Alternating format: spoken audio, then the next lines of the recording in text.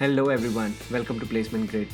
Today we will talk about an international consulting firm called Roll and Berger, which is known for its operation expertise. We will cover the overall selection procedure, which starts with resume shortlisting, and there are a couple of interview rounds such as guesstimate and partner round.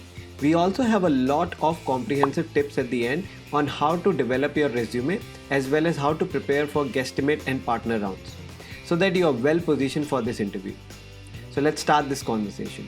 Cheers. Regarding the Roland Berger interview shortlist, so typically like any other consulting firm, so you are shortlisted on the basis of the resume. So once you're shortlisted on the basis of your resume, this is one consulting firm which doesn't allot the buddies as compared to other consulting firms like Bain, BCG, ATK, or Diamond, as a matter of fact. That is why I wasn't able to figure out the right procedure as to how do I prepare for the interview. In any case, I got in touch with a senior of mine who works in Roland Berger currently, and I tried to find out as to what is the interview process like. So he told me, like any typical consulting firm, the interview consists of guesstimates and case studies and a bit of HR. So the shortlist did not really affect my preparation in any sense. I continued preparing for the case studies, guesstimates, and HR obviously, for typically 2 or 2.5 months. And then post that I had my interviews for Roland Berger.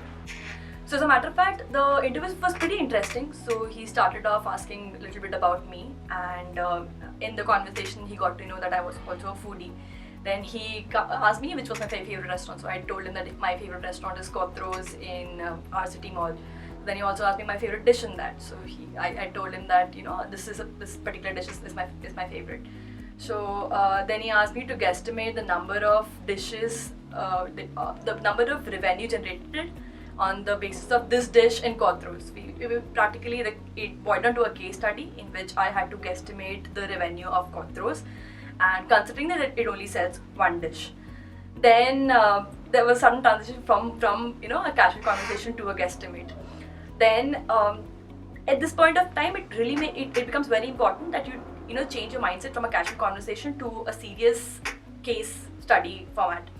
So then I took a moment to structure my thoughts. I asked him for a moment, then I structured my thoughts and came up with an exhaustive model as to how can I make this guesstimate. Then I discussed with him.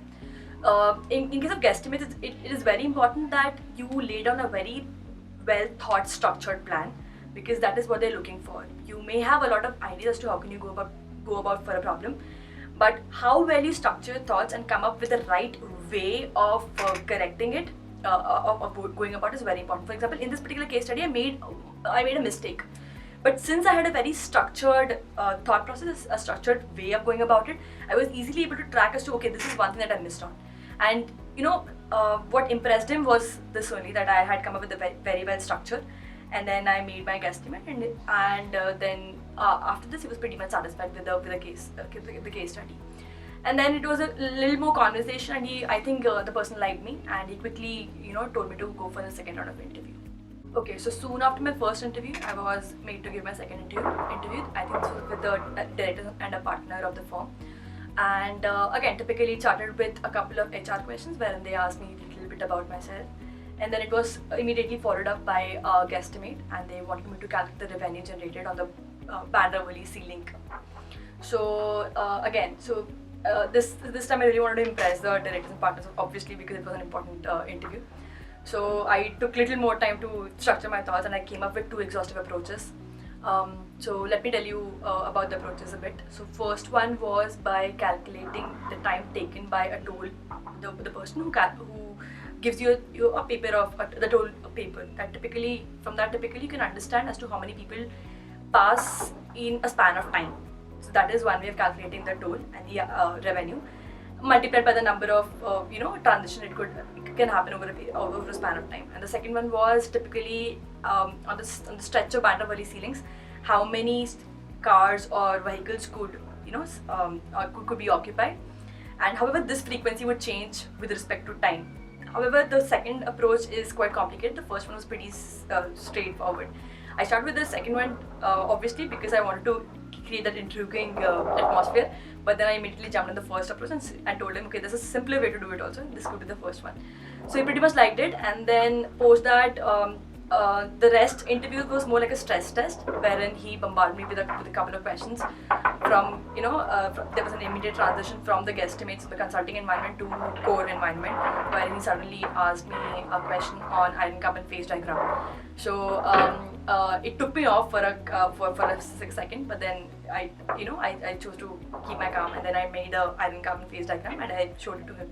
So then there were a couple of follow-up questions which I wasn't able to answer. This is an important point here. So in case you're not, I wasn't able to answer this because I'm not a fan of phase transformations, but I like ceramics and manufacturing more than metallurgy and material science. So this was creating I felt this was creating a little bit of negative environment. So I tried to make myself clear here and tell him, okay, phase transformation is not my thing, but what I like in metallurgy and material science is more on manufacturing and material sciences, more on manufacturing and ceramics.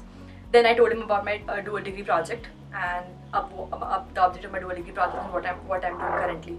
So he got very impressed and he realized, okay, so this kind of that it's very important that you come out as a good person in the interview and you clarify your stance.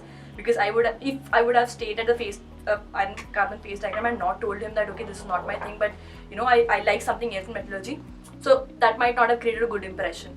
It's very important that you clear your stance, you put yourself, you come out as a good person in the interview. And as a matter of fact, in the entire process, it's you who are talking about yourself. It's always good that you clear your stance, you brag about yourself a bit. It's absolutely okay. So after this, there were a couple of HR questions, very simple, very straightforward, and then that was the winding up of the interview. So let me start chronologically. So essentially, the placement process begins by making a good resume. So it's very important that you come up with a very good resume, because ultimately that one piece of paper is going to decide your shortlist. So give good amount of time in coming up with an effective resume. You would find various presentations, various slides on the internet, or your seniors would definitely help you to come up with a good format for the resume. So once you're done with the resume, get it verified by a couple of your seniors, definitely those seniors who are in the firms that you are aiming for, so that you get their perspective as to what are they looking for. And after that, after a couple of drafts, finalize your resume and try to stick to the timeline rather than delaying it towards the placement, towards the resume deadline.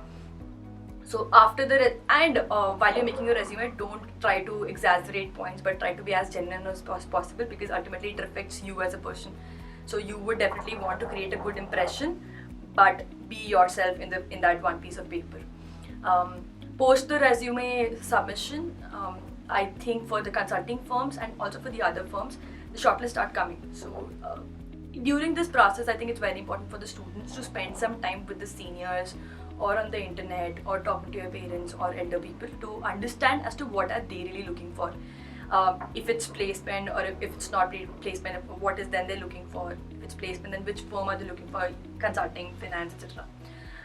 It's okay to be not clear about it, but it's certainly fine to understand what you're looking for, so that your practice or your the preparation process becomes easier.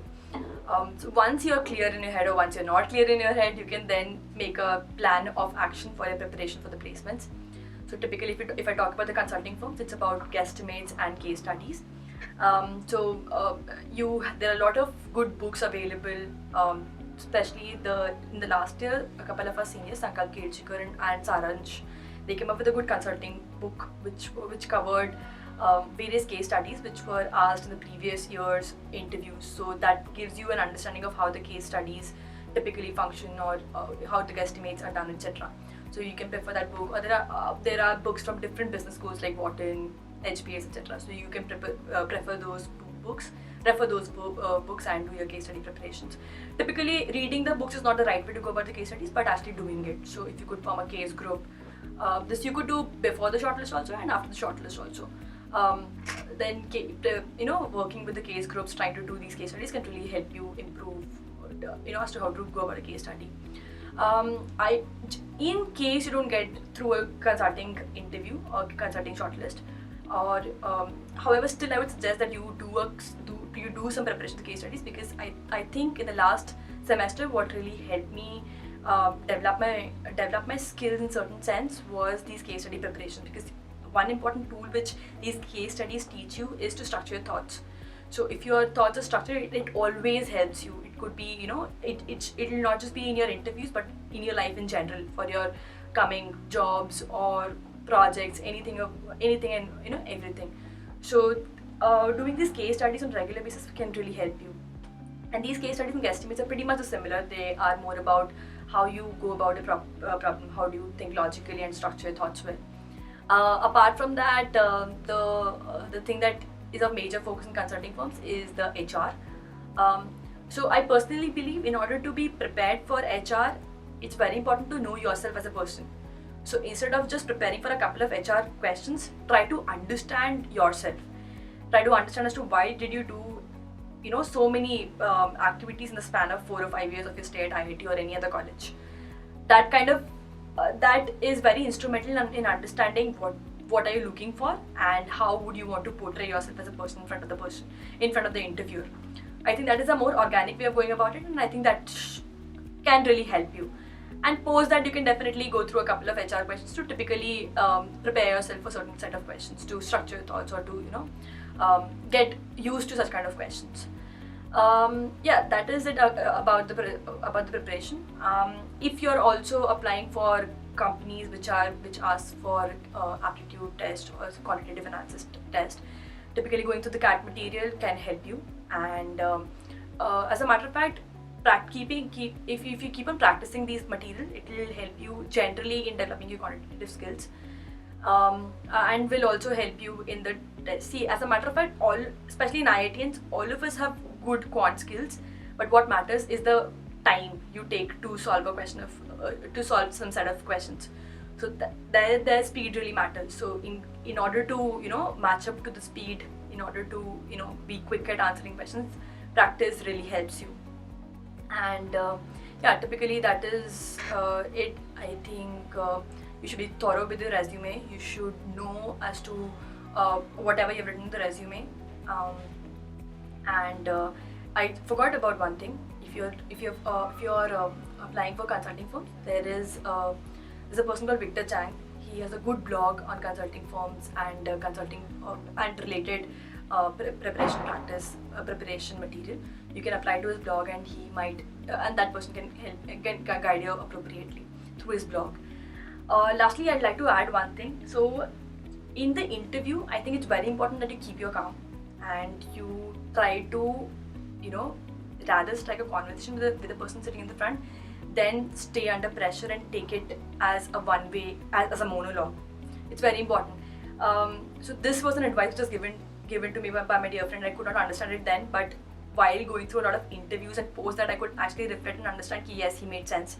See, it's very important that you talk to the interviewer, you converse with him properly, because it's just not he who is testing you for his firm, but at the same time you're also testing him and his firm, because you want to stay with him for a long period, for at least 2-3 years of your initial career. So while the other person is trying to test you, you should also try to gauge if the person is the right person that you would want to work with as your first career option or second career option, whatever. So let be a good conversation, let be a good a two-way conversation, and try to be clear, try to always clear your stance, try to know more about the firm from the other person. And yeah, that's pretty much it. And keep your calm and practice well.